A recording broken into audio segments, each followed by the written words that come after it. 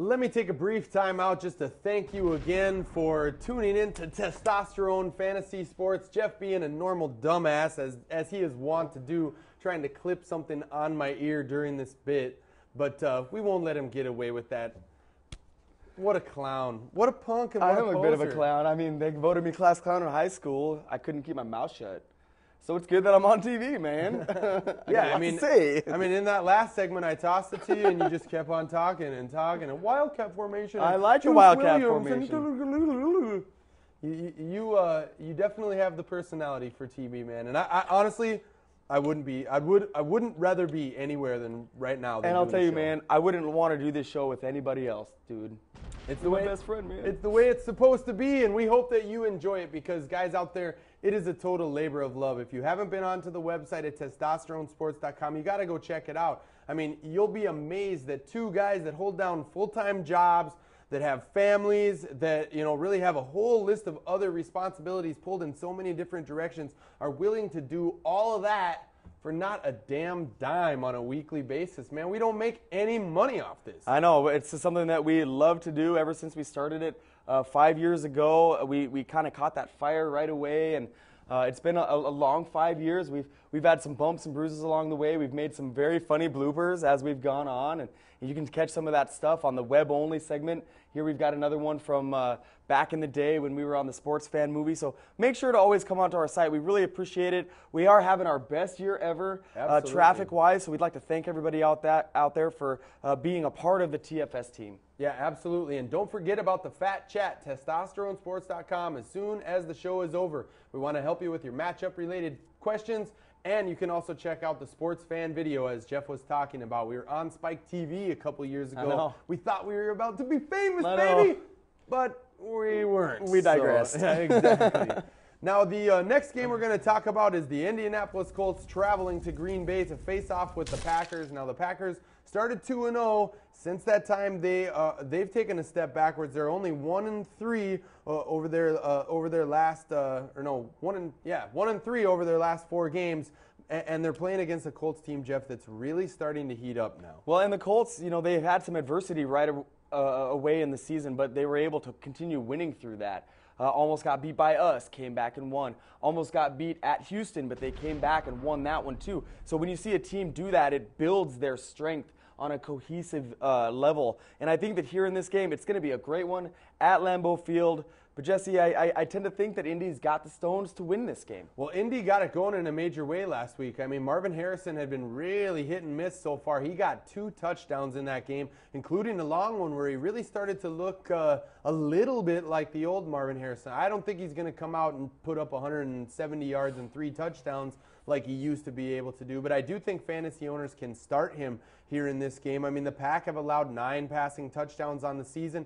Manning is heating up. News came out just this week that he had a second knee surgery just 3 weeks before the NFL Week 1 season opener. So he really was not healthy when the season began. I like the Colts passing offense here, and I do think that Ryan Grant could potentially have a touchdown in this game, which would be a rarity for him because he hasn't looked very good all season. Yep. Reggie Wayne has been good, not great so far. I think that this is one game where he really comes out of his shell and produces on a high level. A major thing of note for the Colts is that Joseph Adai has a partially torn hamstring, will be inactive for this game and for the next 2 to 4 weeks.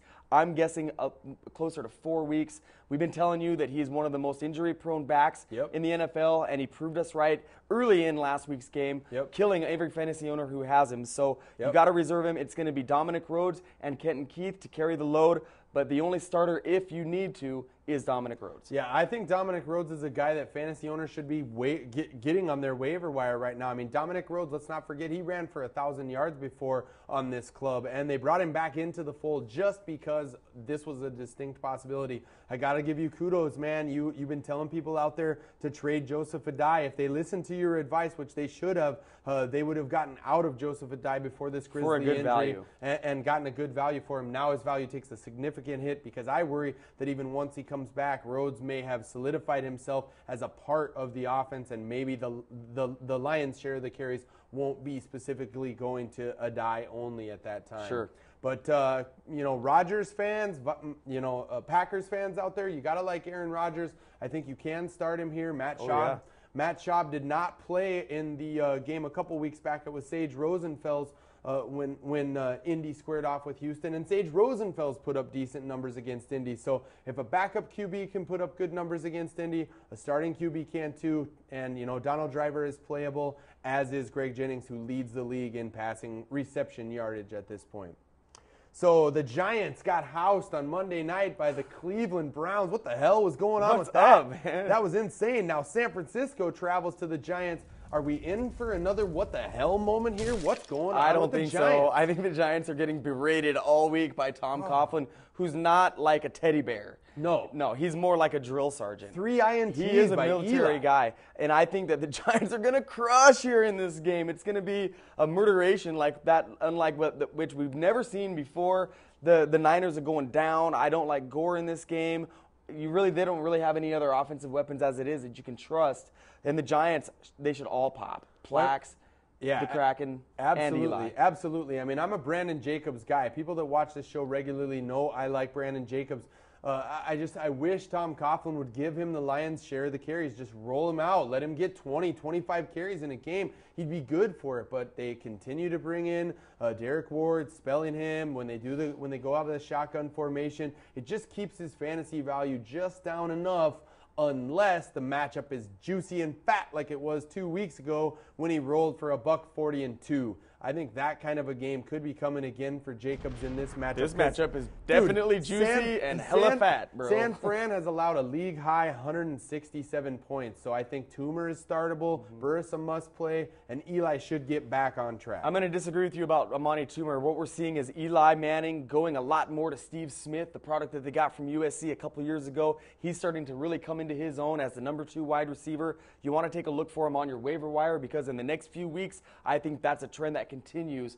The ageless Amani Toomer diminishing a little bit, and the young up-and-comers taking the limelight away. I think that's something that's going to continue. The only thing that keeps me thinking Toomer might be a factor is this game has blowout possibility. And if you remember, you watched that game late when Eli threw that 99-yard interception return for a touchdown. If he'd have thrown it about a foot farther outside, Amani Toomer would have caught a touchdown. Yeah. He was throwing it to Toomer down there at the goal line. Oh, he wasn't throwing it to Eric Wright?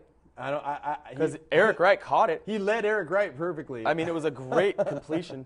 Eric Wright got a touchdown. Yeah, and Cleveland looked good in that game. So we call this a segment in the biz. A segue? Yeah, exactly. Cleveland traveling to Washington. The Skins got housed last week in shocking fashion. Not really getting dominated, but getting beat, I believe, in their own house by the Rams. So what's going on with Washington kind of faltering, and now all of a sudden Cleveland stepping up? This game all of a sudden becomes a little bit harder to call than we would have thought 1 week ago. If you come on our website, you'll see that on my writers page, I have a good strong list of buy low players. The Cleveland Browns are on there. Braylon Edwards, Jamal Lewis, and Derek Anderson, who finally came out of his funk, throw for over 300 yards, had a fantastic 70-yard bomb to Braylon.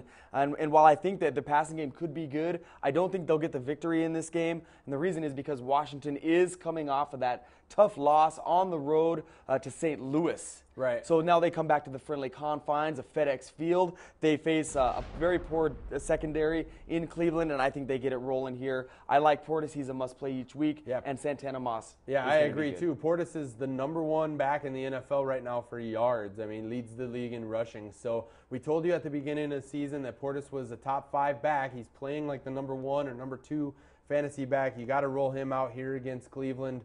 And on the flip side, Jamal Lewis got in the end zone last week, so he still has yet to have that big yardage game, and he doesn't look as effective as he did last week. I would consider him as my #3 running back here, but let's not forget Washington is pretty solid against the run.